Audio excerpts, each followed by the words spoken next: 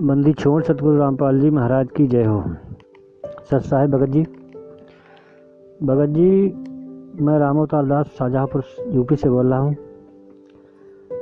भगत जी वैसे दास को कोई शंका तो है नहीं, जब से परमात्मा ने सत्सेवक बनाया है तब से भगत जी कोई शंका तो है नहीं, कोई डाउट है नहीं। लेकिन भगत जी आपसे एक भगत जी ने बात की थी कि जैसे पूजा स्थल पर अपना जो फ़ोटो लगाते हैं उसमें बीच में अपने सतगुरुदेव जी का फ़ोटो होता है और ऊपर नीचे दाएं बाएं गरीबदास जी महाराज, चितानंद जी महाराज और स्वामी रामदेवानंद जी महाराज, तो ये फ़ोटो लगे होते हैं भगत जी। तो उस भगत जी ने कहा था कि क्यों ना इन फ़ोटोओं को हटा करके एक ही अपने सतगुरुदेव जी का फ़ोटो लगाएं, क्योंकि ये सब हैं तो एक ही आत्मा, परमात्मा के स्वरूप है।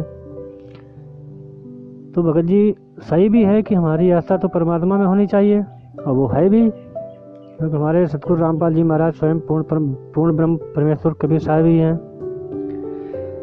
लेकिन भगत जी शंका एक ये हो गई है दास को कि जैसे अब परमात्मा कोई का सत्संग सुनते हैं या नित्य नियम सुनते हैं या रमेडी या संध्या आरती या मंत्र, तो उसमें मंगलाचरण के पहले परमात्मा जय बुलवाते हैं कि सतगुरुदेव की जय, कबीर साहब की जय, गरीबदास जी महाराज की जय, स्वामी रामदेवानंद जी गुरु महाराज की जय।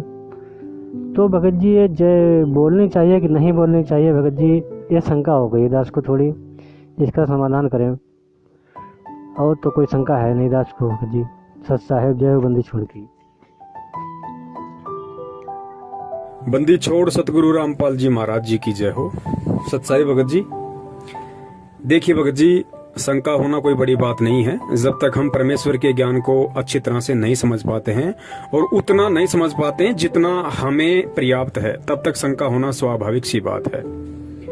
आपने जो बात कही वो आप अपनी जगह बिल्कुल सही है, लेकिन भगत जी परमात्मा का बनाया हुआ विधान है।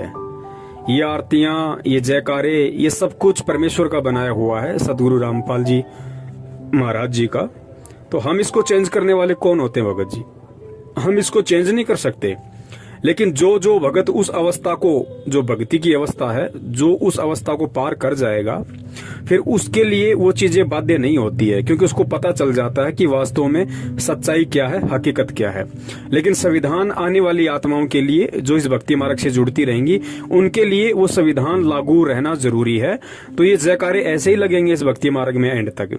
लेकिन जब जीव समझ जाएगा कि गरीबदास जी महाराज जी का जयकारा है या कबीर जी का जयकारा है, वो कौन थे, तो फिर उस आत्मा के लिए बाध्य नहीं होता है वो जयकारा लगाए या ना लगाए।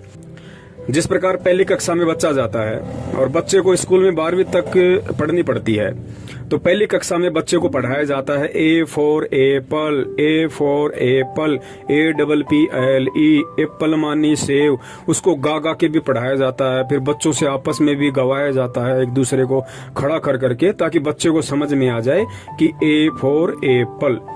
लेकिन जब वो बच्चा दूसरी, तीसरी या चौथी क्लास में चला जाता है और जब कहीं पे पूरा सेंटेंस लिखा आता है कि Apple is a sweet fruit, तो उस बच्चे को समझाने के लिए उस टीचर को ये बताने की जरूरत नहीं पड़ेगी, और ना ही उस बच्चे को समझने के लिए ये दोबारा से गाने की जरूरत पड़ेगी कि A for Apple, A for एक, स्वीट मानी मीठा, फ्रूट मानी फल। उसको ये गा गा के ना तो टीचर ने बोलने की आवश्यकता है और ना ही उस बच्चे को आवश्यकता पड़ेगी, क्योंकि बच्चा उस अवस्था को पार कर चुका है। लेकिन वो ए फॉर एप्पल गाने वाली जो विधि है वो ज्यों की त्यों रहेगी, क्योंकि नए बच्चे भी तो स्कूल में एडमिशन लेंगे जिनको अभी तक पता ही नहीं कि एप्पल होता क्या है। तो उनको समझाने के लिए तो ए फॉर एप्पल उस कक्षा के टीचर को गाना ही पड़ेगा। लेकिन जो बच्चे उस क्लास को पार कर गए, जो उस अवस्था को पार कर गए और समझ गए कि एप्पल का मतलब क्या है, फिर उनके लिए गाना जरूरी नहीं होता है। तो भगत जी ये परमात्मा का बनाया हुआ विधान है। आरती वगैरह जो भी है, हमने इसमें चेंजमेंट नहीं करना। ये एज इट इज रहेंगी भगत जी, ये लिखित संविधान है परमात्मा का। लेकिन जो भगत इनसे ऊपर उठ जाएगा, जो इनको समझ जाएगा, फिर उसके लिए बाध्य नहीं है कि वो गरीबदास जी महाराज जी की जय बोले या ना बोले, वो गरीबदास जी महाराज जी का बौद्ध दिवस मनाए या ना मनाए, वो कबीर जी का प्रगट दिवस मनाए या ना मनाए, उसके लिए कोई बाध्यता नहीं है। जब उसको पता चल जाएगा कि इन सारे रूपों में जो परमात्मा देश काल परिस्थिति के अनुसार आए थे वो स्वयं सतगुरु रामपाल जी महाराज जी थे, अर्थात वो कबीर परमेश्वर है। तो जब एक के साधे सब सदे और सब साधे सब जाए, माली सिंचे मूल कू फले फूले अघाए, तो हमने तो एक मूल की पूजा करनी है ना भगत जी। अब टहनियों की जय जयकारा लगाने से क्या मतलब है? ठीक है, लगा भी सकते हैं, उसमें भी कोई दिक्कत नहीं है, और ना लगाओगे उसमें भी कोई दिक्कत नहीं है। यदि आपने ये ज्ञान समझ के अपने दिलो दिमाग में ये धारणा बना ली कि वास्तव में सतगुरु रामपाल जी महाराज जी स्वयं कबीर परमेश्वर हैं और उनकी पूजा साधना से ही हमारे सारे कार्य सिद्ध होंगे, एक उनके जयकारे से ही हमारे सर्व कार्य सिद्ध होंगे, फिर उस भक्तात्मा के लिए वो बाध्य नहीं है। जिस प्रकार संध्या आरती के अंत में आता है कि स्वामी राम देवानंद जी दाता आपकी घनी सतावे बाता, तेरा रामपाल अज्ञान किया सतलोक का वासी। तो जिन भक्तों को ये समझ में आ गया कि वहां पे सतगुरु रामपाल जी महाराज जी एक भगत के रोल में अपने गुरुदेव के लिए स्तुति कर रहे हैं, जिस भगत को यह समझ में आ गया, फिर उस भगत को वो शब्द गाने की जरूरत नहीं है। फिर वो भगत अपने गुरुदेव संत रामपाल जी महाराज जी के लिए उन शब्दों का यूज करेगा कि सतगुरु रामपाल जी दाता आपकी घनी अमोलक बाता, आपका पवन दास अज्ञान करना सतलोक का वासी। लेकिन हमने विधान चेंज नहीं किया, हमने पुस्तक चेंज नहीं किया, जो आरती में लिखा हुआ है, जो भक्ति बोध में लिखा हुआ है, हम उसको चेंज नहीं कर सकते। क्योंकि हमें अगर वो चीज समझ में आ गई कि हमने उस जगह किनका नाम लेना है और किसको अज्ञानी कह के संबोधित करना है, वो हमारे लिए है, हमने फिर वो शब्द यूज नहीं करने।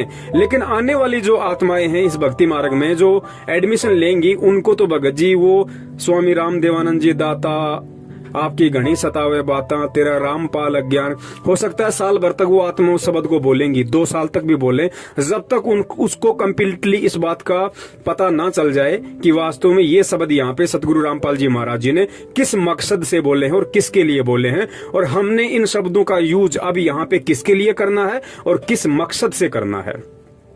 तो वर्तमान में थोड़ी देरी लग रही है भक्तों को समझने में, लेकिन आज वर्तमान में जो भगत भाई बहन केवल अपने गुरुदेव का वहां पे शब्द यूज ना करके अपना शब्द यूज कर रहे हैं कि आपका पवन दास अज्ञान करना सतलोक का वासी, तो आने वाले समय में जब ये वीडियो समाज में जाएंगे, प्रसारित होंगे, तो भगत जी शुरू से ही आत्मा उन आरतियों में केवल अपने ही गुरुदेव का शब्द यूज करेंगी कि सतगुरु रामपाल जी दाता आपकी घनी अमोलक बाता, आपका पवन दास अज्ञान करना सतलोक का वासी। जैसे दास बोलेगा तो अपना पवन दास का नाम लेगा, और आप बोलोगे तो आप बोलोगे कि आपका राम अवतार अज्ञान करना सतलोक का वासी।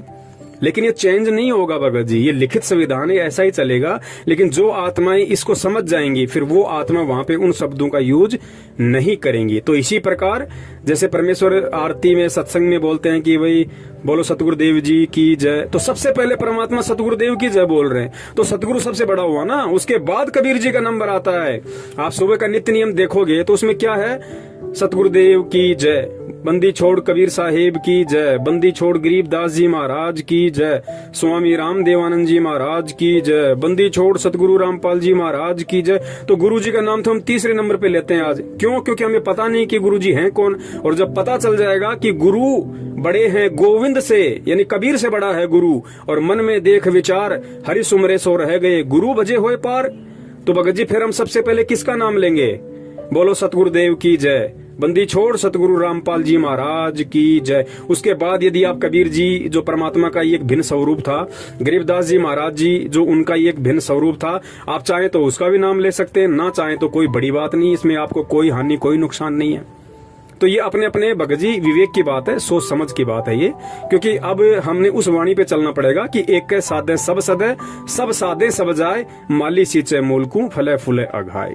तो हमने केवल अब एक पूर्ण परमेश्वर सतगुरु रामपाल जी महाराज जी पे ही आश्रित रहना है। हमने केवल उनका ही जयकारा बोलना है। हमने केवल उनकी ही फोटो को अपने मन मंदिर में, घर के आश्रम में, दिलो दिमाग में बैठा के रखना है। इसके अलावा हमारा सृष्टि में और कोई नहीं है, इष्ट रूप में, पूज्य रूप में, परमेश्वर रूप में। सत साहिब जय हो बंदी छोड़ की।